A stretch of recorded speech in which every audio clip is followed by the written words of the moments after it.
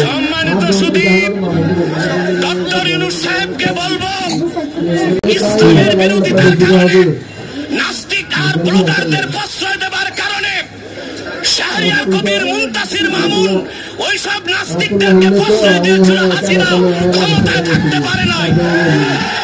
রাখাল রাহা আর কুখ্যাত গালেব আর ফরহাদ মজহারকে ইউনূস সরকার আপনি যদি প্রশ্রয় দেন, আপনাকে ক্ষমতা ছেড়ে বাংলাদেশ থেকে চলে যেতে হবে।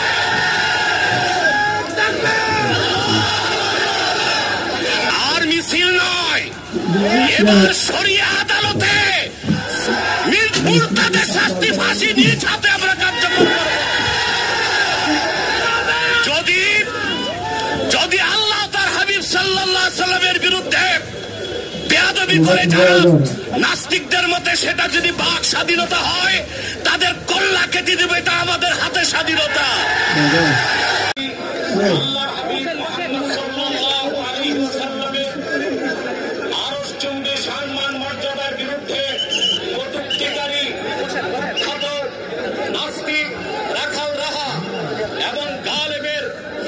দাবিতে আজকের এই সমাবেশে যারা উপস্থিত হয়েছেন, আমার পক্ষ থেকে তাদেরকে হৃদয় নিংড়ানো ভালোবাসা এবং অভিনন্দন জ্ঞাপন করছি।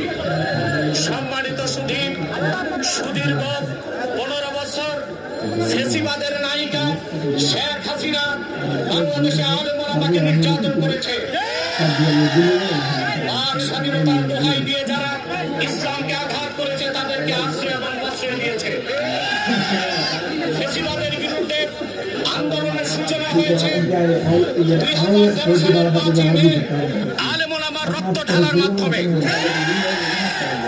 সেই হেফাজতের 13 দফা দাবির অন্যতম দাবি ছিল আল্লাহ তার আখিরি নবী মুহাম্মদ সাল্লাল্লাহু আলাইহি ওয়াসাল্লামের আরশচুম্বী সম্মান মর্যাদার বিরুদ্ধে যারা কটূক্তি করবে, তাদেরকে প্রতিরোধ করতে ব্লাসফেমি আইন করার একটা দাবি ছিল। কিন্তু ভারত এবং ইসরায়েলের দালাল এই দেশের মুসলমানদের রক্তে যার হাত রঞ্জিত হয়েছে, শেখ হাসিনা সেই দাবি মেনে নেয় নাই। আমরা ভেবেছিলাম 2024 সালের 5 আগস্ট বাংলাদেশ স্বাধীন হয়েছে। স্বাধীন হয়েছে সলিমুল্লাহ খানদের মতো নাস্তিকের জন্য, স্বাধীন হয়েছে তসলিমা নাসরিনের উত্তরসূরিদের জন্য। আমরা স্বাধীনতা পাই নাই। যেই বাংলাদেশে আল্লাহ তার হাবিব মুহাম্মদ সাল্লাল্লাহু আলাইহি ওয়াসাল্লামের আরশচুম্বী সম্মান মর্যাদার বিরুদ্ধে বাক স্বাধীনতার দোহাই দিয়ে নাস্তিকরা যখন তখন বেয়াদবি করে, তাদের শাস্তি যদি না হয়, আমরা মনে করি মুসলমানের বাংলাদেশে পরাধীন। 47 আমরা স্বাধীন হই নাই, 71 স্বাধীন হই নাই, 5 আগস্ট স্বাধীন হই নাই। আরেকটা বিপ্লব হবে, বুকের তাজা রক্ত ঢেলে দিয়ে হলেও বাংলাদেশের মুসলমান নেতৃত্বে জাতীয় সংসদকে দখল করে নাস্তিকদের ফাঁসির রায়কে কার্যকর করবো ইনশাআল্লাহ।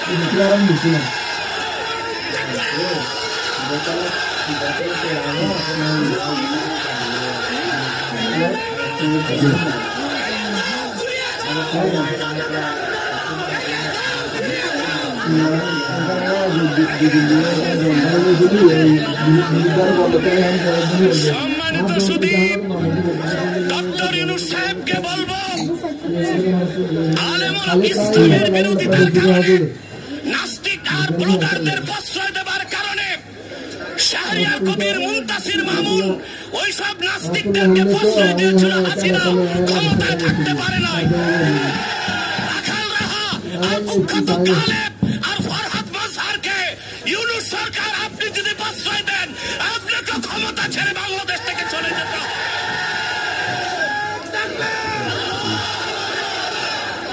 আর মিছিল নয়, এবার শরিয়া আদালতে মুরতাদের শাস্তি, ফাঁসি নিজ হাতে আমরা কার্যকর করব।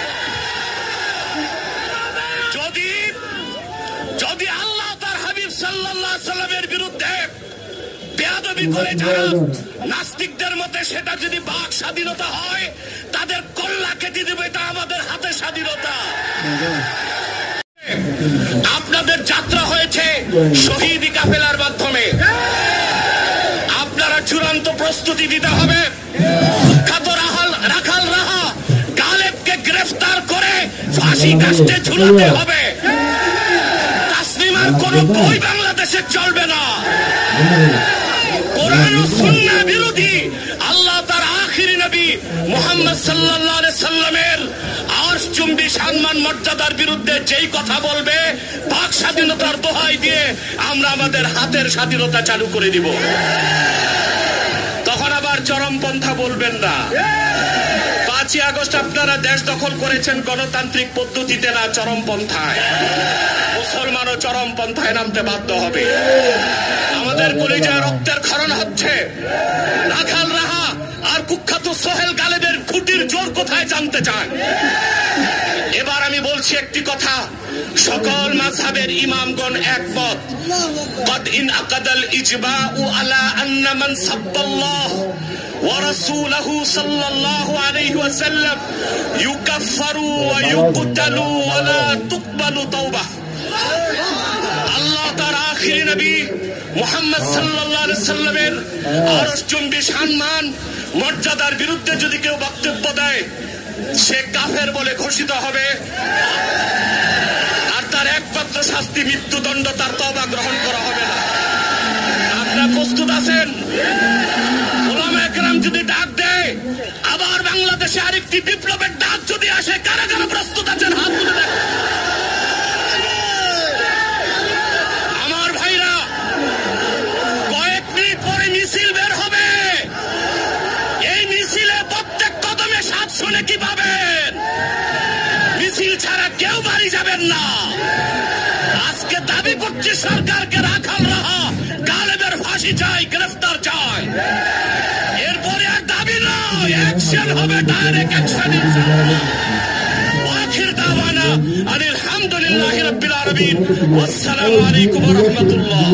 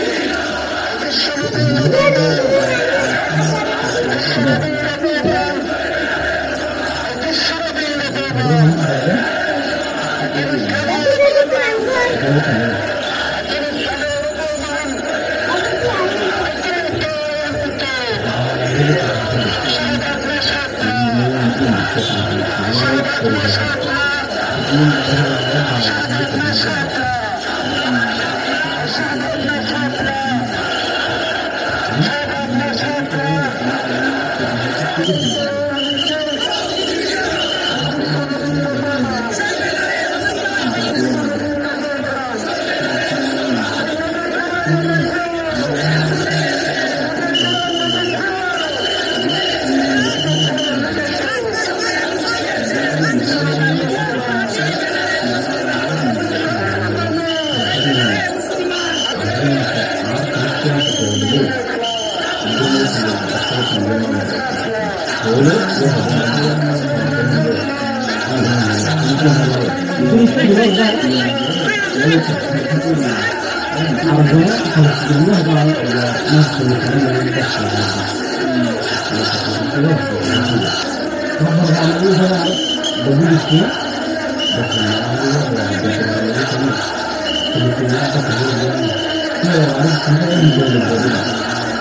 you.